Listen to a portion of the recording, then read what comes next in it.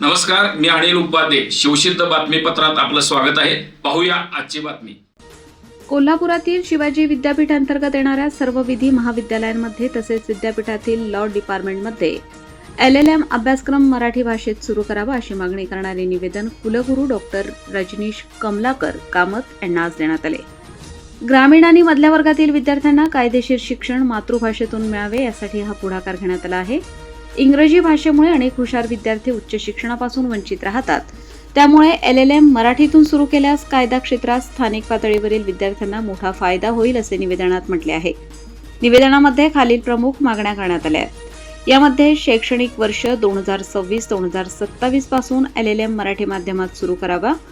विद्यापीठातील law department आणि संलग्नित सर्व विधी महाविद्यालयांमध्ये हा उपक्रम उपलब्ध करून द्यावा. मराठी भाषेतील अभ्यासक्रम, पाठ्यपुस्तके आणि प्रश्नपत्रिका तयार करण्यासाठी तज्ज्ञ समिती स्थापन करावी. यावेळी कुलगुरूंनी विद्यार्थ्यांच्या मागणीची दखल घेतली असून शैक्षणिक परिषदेत या विषयावर चर्चा करून लवकरच निर्णय घेण्यात येईल असे आश्वासन दिले. या निवेदनावर संस्थापक ॲडव्होकेट अक्षय पाटील, कार्याध्यक्ष राहुल पाटोळे, सर्जेराव पाटील आणि विद्यार्थी प्रतिनिधी ॲडव्होकेट दयानंद जाधव यांच्या स्वाक्षऱ्या आहेत. याप्रसंगी अनेक विधी विद्यार्थी उपस्थित होते.